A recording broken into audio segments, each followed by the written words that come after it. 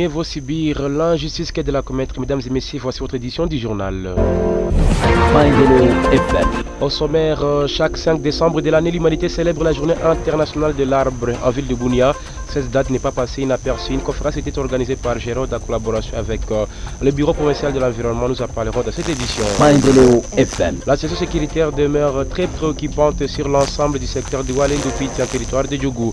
En date du mardi 3 décembre dernier, les enseignants de la Côte des Comptes ont ouvert le feu sur la population civile. Nous en parlerons également dans cette édition. L'armée congolaise FARDC section de l'Ituri a remercié la population pour avoir accepté de se désolidariser des différents groupes armés qui endettent cette jeune province. Nous en parlerons avec Gilles Ngongo.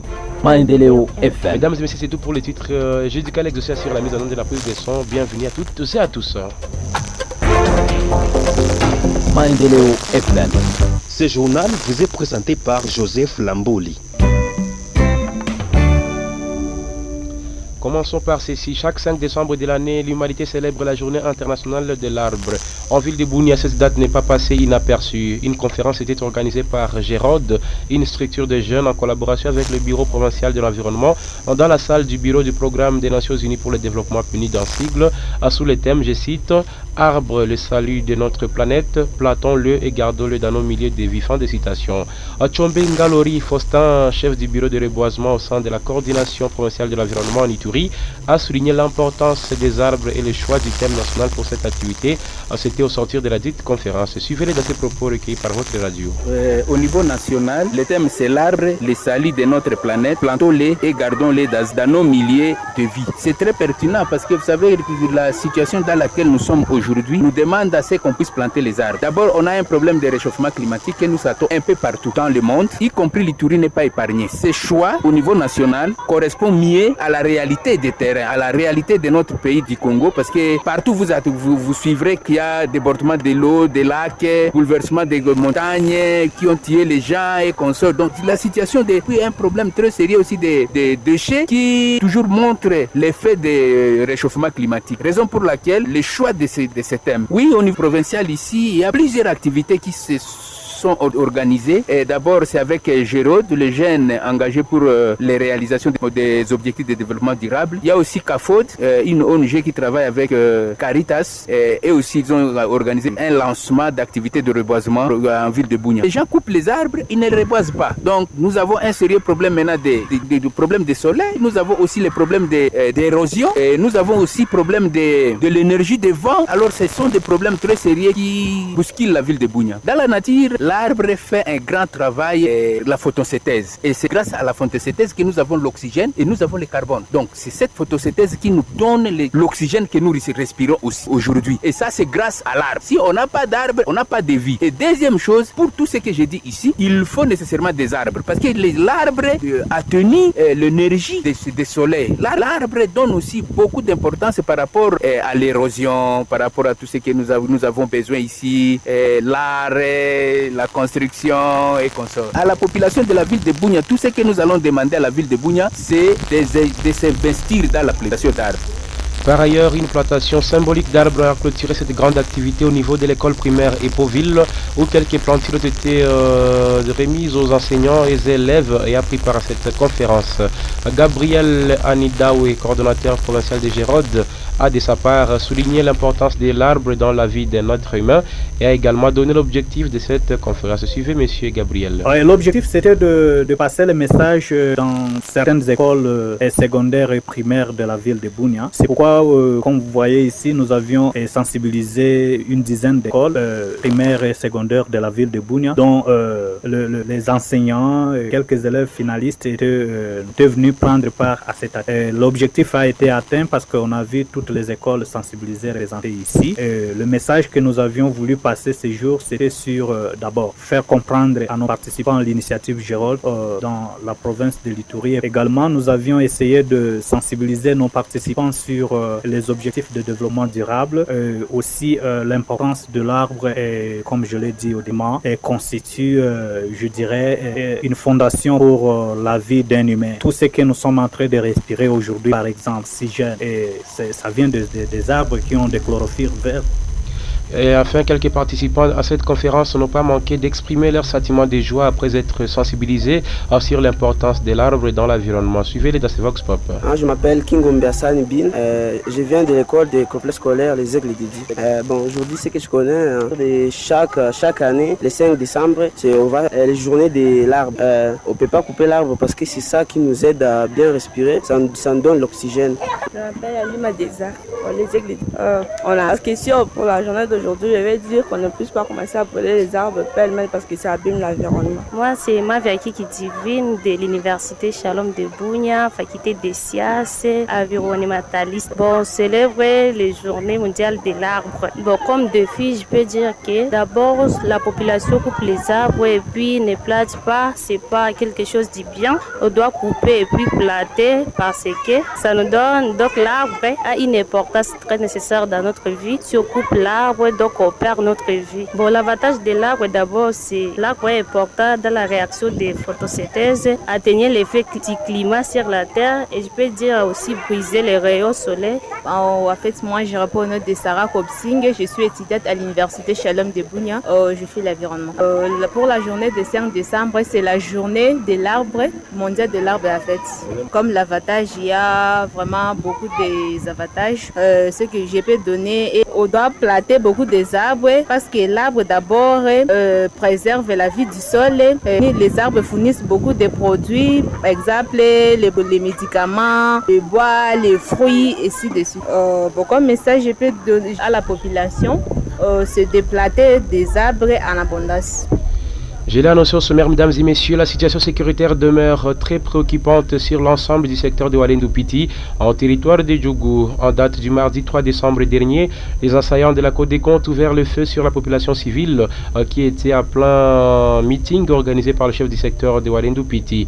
Cette dénonciation est faite ce jeudi 5 décembre 2024 par l'ingénieur Dieudonné Lossa, coordonnateur de la société civile Force Vive de l'Ituri, qui appelle à une intervention urgente pour sauver la population civile de Walendu-Piti de la menace des assaillants de la Codeco. Écoutez Dieudonné Lossa. La coordination provinciale de la société civile Force Vive de l'Ituri reste hautement préoccupée par la situation sécurité dans le secteur de Walendu-Piti qui reste demeure perplexe. Le 3 décembre 2024, les miliciens de Codeco ont ouvert le feu sur la population réunie autour du chef de secteur dans un meeting populaire. Plusieurs personnes ont perdu leurs biens et aussi M. Kisso a été grièvement blessé et est admis à l'hôpital pour les soins. Le même jour, les miliciens se sont rendus vers la direction de la résidence du président de FEC où ils ont eu à cribler de plusieurs balles les portails de sa maison, de sa clôture. Les miliciens de Codeco toujours toute la journée ont tiré dans cette cité où la population n'a pas su supporter de continuer à mener des activités depuis ce jour jusqu'à maintenant. Le 3 toujours, Codeco ont fait incursion dans le secteur de Wanyali Kilo, dans le groupement Tchétché, village Bakonde où 4 personnes seraient tuées, parmi eux le chef du village également. Le 4 décembre 2024, les miliciens ont repris accord avec les hostilités autour de Pandroma et ils auraient pillé 13 chefs et 2 600 000 francs à l'église Sekavet Bois. Également, ils se sont rendus chez les collecteurs des secteurs où ils ont pris une moto appartenant à la chefferie et d'autres biens de valeur du secteur de Walendu-Piti. Et cultivateur de Walendu-Djatsi plutôt s'est rendu dans son champ et tombé dans l'embuscade tendue à Lida par les miliciens Zahir et il en est mort. Les autorités provinciales, notamment le gouverneur, notamment son excellence monsieur le gouverneur de la province de l'Ituri, est invité à apporter des secours d'urgence à la population de Pandroma qui ne savent à quel cesse se vouer. Nous pensons qu'il est urgent de déployer les militaires dans cette partie du territoire d'Ndjougou où la population se sent mal à l'aise, ne savent pas comment se mouvoir. Nous invitons également l'autorité provinciale à assurer la sécurité des populations dans le secteur de Wanyali Kilo ainsi que dans toute la province de l'Ituri afin que tout le monde se sente à l'aise et libre. Mesdames et messieurs, l'actualité se poursuit. L'armée congolaise FARDC, section de l'Ituri, a remercié la population pour avoir accepté de se désolidariser des différents groupes armés qui ondaient cette jeune province depuis quelques années. C'est là par le biais de son porte-parole, le lieutenant Gilles Ngongo. En outre, ce dernier rassure la population que toutes les zones couvertes par les groupes armés seront bientôt sous contrôle des militaires FARDC. Suivez-le. Si aujourd'hui la population de Kwandroma se désolidarise des criminels Codeco qui sillonnaient à tout moment sur tout le coin de Kwandroma, cela montre la détermination et la prise de conscience de la population de Kwandroma. C'est ici l'occasion pour nous de féliciter et d'encourager toute la population iturienne de faire autant partout où les miliciens sont visibles, de se désolidariser de tous ces criminels et de s'associer aux forces armées. Et quant à la demande, quant à leur demande de déployer le militaire ou de renforcer les effectifs militaires à Kwandroma, nous sommes en œuvre pour déployer les forces armées partout où leur présence est exigée, où leur présence est capitale dans la sécurisation de personnes et de leurs biens. Nous avions déjà commencé à déployer le militaire dans des zones où il y avait des menaces et nous allons continuer dans cet élan pour que nos populations de Kwandroma retrouvent leur quiétude, retrouvent la liberté des mouvements, la libre circulation de personnes et de leurs biens, comme cela est inscrit dans notre plan opérationnel, dans l'état final recherché, la restauration de l'autorité de l'État, la paix et la sécurisation de personnes et de leurs biens. Et donc, au nom du gouverneur militaire, le lieutenant-général Luboya Nkanchama Johnny, nous appelons cette population à aiguiser l'esprit patriotique, à hausser la flamme patriotique, collaborer avec les forces armées, à les dénoncer tous ces criminels parce qu'ils savent là où ils sont. Et donc, ça sera la victoire. Cette fois-ci, nous allons le mettre hors d'état de nuire avec l'appui de la population. 2 cas de violence basés sur les genres VBG ont été documentés au mois de novembre dernier à travers la chefferie de Walendu Bindi. Cette statistique a été présentée ce mercredi 4 décembre à votre radio par Daniel Masumboko, l'un des membres de l'Alliance des femmes engagées pour la paix et le développement AFEPA d'un sigle, en marge de 16 jours d'activisme et de violences basées sur les genres à Walendu Bindi. Il précise qu'un homme avait agressé sexuellement sa propre fille, pourtant que de l'autre côté, il s'agit d'une écolière qui serait victime de son enseignant de la même manière. Daniel Masumbuko est dans cet élément. Un papa se permet de rendre ascète sa propre fille qui, à son tour, vient de donner naissance à un bébé dans la structure sanitaire de Bilima vers Kamachi. C'est cas que nous sommes en train de condamner en chefferie de Walendu Bindi qui est contre la coutume locale et même la loi de notre pays. Nous sommes en train de regretter ce cas qui est une mauvaise histoire que ce vieux papa vient de laisser sur le sol de la chefferie de Walendu Bindi. À part ce cas, nous avons aussi enregistré un cas de viol commis sur une écolière à Geti État d'une élève de la 5e année primaire pour lequel aussi nous demandons aux autorités policières, autorités locales de la chefferie de Walendu Bindi qu'ils s'appliquent à éradiquer toutes sortes de violences qui sont enregistrées en chefferie de Walendu Bindi. Surtout les filles, les mamans sont des victimes. C'est ainsi que comme nous sommes à la période de la campagne de 16 jours d'activisme de violences faites aux femmes et des filles, nous sommes en train de condamner ces cas horribles qui éternisent l'image de toute la communauté, pour lequel je demande à notre gouvernement, ici représenté par les autorités locales, de prendre vraiment à tout sérieux ces cas qui viennent de se produire et de chercher à sanctionner ces cas sévèrement pour servir de leçon à d'autres personnes pour ne pas encore tomber dans de telles erreurs. La nouvelle, c'est aussi un papa de 47 ans s'est donné la mort par pendaison dans son domicile la nuit de ce mercredi au jeudi dans la commune Chari, précisément en Goyi, à l'entrée nord-est de la ville de Bunia. Selon Kiza, le chef de ce quartier, la cause de cette pendaison n'est pas encore connue et demande à sa population d'éviter ce genre de choses car la vie est sacrée. Il est au micro de Batizaché. Leo vers 5h du matin, wakati ba chef d'avenue biko nafanya ronde ya kuangalia mungini, wakaenda kuta kwa avenue Shagara. Kuko un certain papa Ukba Inosa, yeye yeko na miaka 47. Papa ule alikia kala ndani ya nyumba yepeke, hana bibi, hana batoto, kazi yake alikia cordonnier. Avec grande surprise ba chef wakaenda kuta anafungana na kamba ndani ya nyumba, minazani ku originaire ya lokalite Ucha. Bon, jusque là cause yenye papa anajitundika naye palpable hajajulikana, lakini papa ule alikuwa mgonjwa, hali yake alikuwa mtu mwa maladif.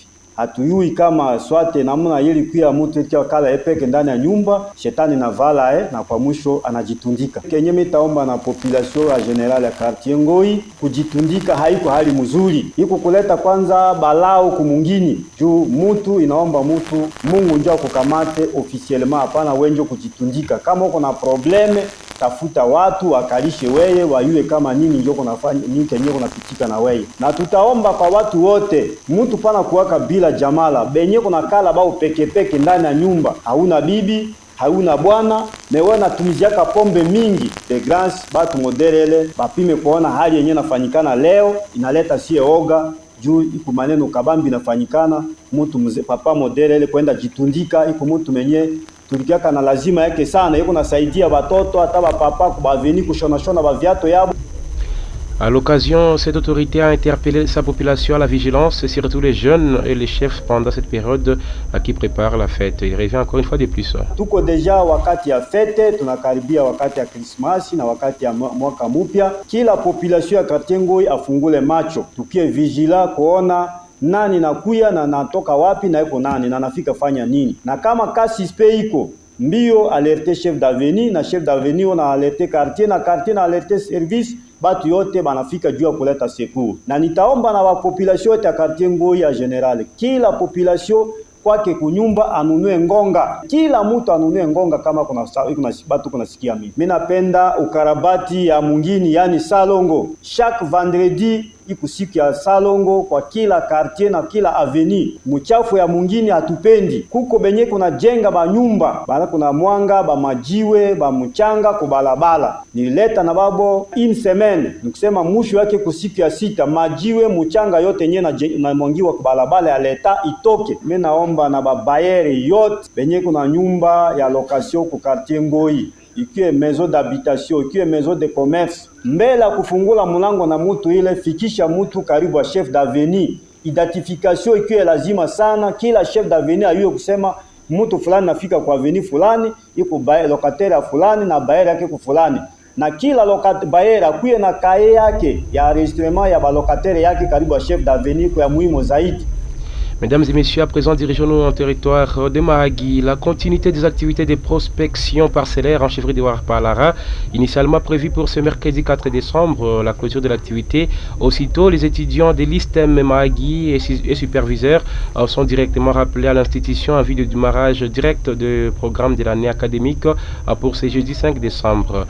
Cet appel d'urgence est lancé par Maître Patrice Oufoyourou, secrétaire général administratif de l'ISTEM Mahagi et coordonnateur du projet de prospection parcellaire initié par la chefferie de Warpalara. Suivons-le. Aux étudiants, nous les encourageons. Ils ont fait ces activités qu'ils ont pu réaliser au-delà de 200% parce qu'ils ont été et constaté normalement les problèmes sanitaires, mais ils ont aussi trouvé des problèmes de l'administration qui ne marchent pas dans notre entité. Ils ont trouvé les problèmes de déficit d'information sanitaire auprès même des opérateurs sanitaires, et ils ont trouvé aussi les problèmes de l'organisation des services techniques devra s'occuper de l'encadrement de la population dans le cadre des soins et santé. Nous les encourageons, et tous ceux qui n'ont pas pu rejoindre ces bâtons qui ont circulé dans les 4 groupements de la chefferie de Warpalara, nous leur demandons demain, ils doivent revenir, même s'ils étaient malades et qu'ils étaient convalescents, le temps est arrivé. Mais nous avons aussi constaté que comme les activités académiques n'avaient pas commencé, beaucoup de parents avaient encore gardé les étudiants qui devaient commencer à première année, donc parmi les nouveaux étudiants. sur plus de 70 qui ont été avec nous, il y a encore plus de 10 ou 20 dont les parents nous ont contactés et attendaient que les activités académiques démarrent pour qu'ils viennent parce qu'ils étaient un peu en retard. Nous leur demandons de venir déjà demain participer pour écouter comment le calendrier académique, les cours va commencer. Aussi aux parents qui n'avaient pas encore les résultats de la deuxième session, nous leur demandons d'être patients. Au plus tard le 20 décembre, les résultats de la deuxième session de leurs fils et filles seront disponibles. Il félicite par ailleurs ses étudiants pour la bonne exécution du projet. Il revient encore une fois de plus. Il se fait qu'au niveau du ministère de l'enseignement supérieur et universitaire, notre autorité, Madame la ministre, vient de signer l'instruction académique 026 dans laquelle elle a fixé les calendriers académiques à respecter. Et vu la contrainte des activités académiques prévues, ça nous a trouvé qu'on a anticipé les stages communautaires combinés avec la prospection parcellaire à chefferie de Warpalara. Et pour bien harmoniser les points de vie et le démarrage effectif des activités académiques, la mission principale de l'ISTEMAC, nous avons espéré qu'il faut rappeler tous ces étudiants. Mais aussi, la date du 4 décembre marque la fin de la prospection parcellaire telle que lancée par l'autorité territoriale à présence de Sa Majesté le chef de la chefferie. Est-ce qu'on a fini la prospection dans tous les 4 groupements pilotes? Je vous dirais oui, parce qu'on a visité 90% des villages du groupement Gossi, on a visité 90% des villages du groupement Pakonga, 90% des villages de Jupa Mamba et aussi 90% avec la dernière journée prévue pour Palara. Il y aura dans l'ordre du jour effectivement une évaluation globale de ces activités de prospection et s'il y a encore des villages non visités, je pense que nous allons faire rapport à Sa Majesté dès demain et que Sa Majesté prenne des dispositions conséquentes pour que ces villages ne soient pas laissés. Aimable auditeur, l'actualité se poursuit. La construction du nouveau bâtiment au centre de santé Rubingo, projet initié par les fonds sociaux dans la région de la chefferie de Baïmabog en territoire du Rumu, évolue normalement. C'est le message d'Amissi Georges, ingénieur de construction dans la région, c'est mercredi 4 décembre 2024. À celui-ci appelle la population de la chefferie précitée d'être patiente suite aux arrêts des activités de construction de cet hôpital. Il le disait à Jean-Claude Cato dans la zone sud. Les travaux évoluent très bien. Nous sommes en pied d'œuvre pour réaliser cet ouvrage. Je pense que selon ma prévision des travaux, je prévois au mois d'ici le 20 à 25 décembre, les travaux en soi, ça évolue très bien. D'abord, l'arrêt, c'était dû au problème administratif.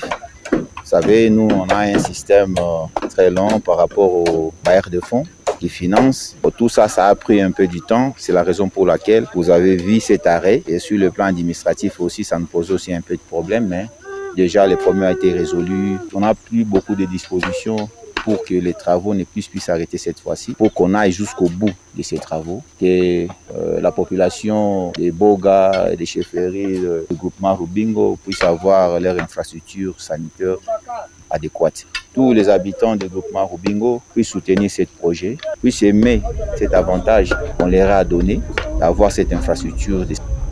Parlons de ceci, mesdames et messieurs. Sommet RDC Rwanda prévu pour le 15 décembre prochain entre Félix Tshisekedi et Paul Kagame à Luanda pour discuter de la crise sécuritaire dans la partie est du pays. L'acteur politique Fabrice Sambili, cadre d'ensemble pour la République de Moïse Katumbi, pense qu'au-delà de la diplomatie, il faut activer les armes sur terrain pour faire face aux rebelles du M23. Lors de ces sommets, Fabrice Sambili appelle le chef de l'État congolais à la vigilance pour ne pas tomber dans les pièges de Kigali. Écoutez-le.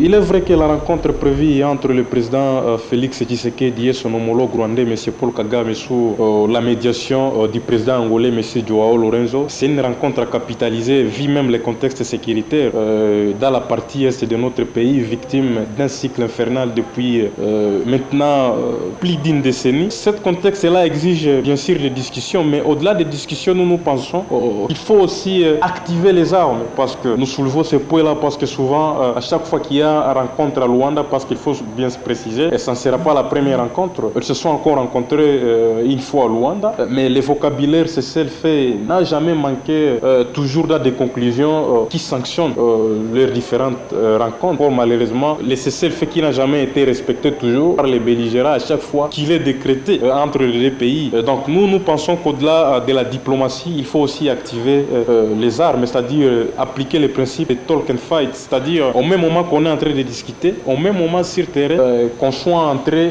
de se battre avec l'ennemi. Donc, non pas cautionner les questions du genre, c'est ce fait, tout ça. Donc, moi, je pense que le président de la République doit user d'une vigilance. Tout ça se met, ne pas cautionner tout ce qui sera dit, parce que le peuple congolais, en tout cas, n'acceptera aucune concession avec les terroristes du M23 représentés par M. Paul Kagame. Donc, nous saluons cette rencontre qui est prévue, mais ce que nous craignons, c'est les volte-face du président Félix Tshisekedi, qui n'a jamais, en tout cas, tenu toujours ses engagements. Ne soyez pas surpris de voir la Sera affichée à Luanda jouer en notre défaveur, parce que vous l'avez vu pas plus tard récemment, le ministre des Affaires étrangères rwandais est arrivé à Goma. Vous avez vu combien d'honneur il a reçu. Donc nous devons aussi miser sur notre attitude vis-à-vis de l'agresseur, c'est-à-dire le Rwanda. Il ne faut pas donc afficher une attitude de complaisance vis-à-vis de nos ennemis. La coordination de la société civile du Congo, ville de Beni, déplore la tuerie des civils par les rebelles ADF la soirée du mardi au mercredi 4 décembre dernier dans la commune d'Oïch en territoire de Beni, où 9 personnes ont été massacrées, dont un bébé, une dizaine de maisons incendiées et d'autres personnes portées disparues. En son premier vice-président Junior Mbakuli Rayi rappelle premier vice-président Junior Bakombla rappelle une fois la communauté internationale, la SADC bien sûr, et autres de faire leur part par rapport à une guerre injuste imposée en RDC, plus précisément dans l'est du pays. Pour cette occasion, cette structure citoyenne appelle la population à l'unité pour barrer aux ennemis de la paix la route dans la région. Suivez-le.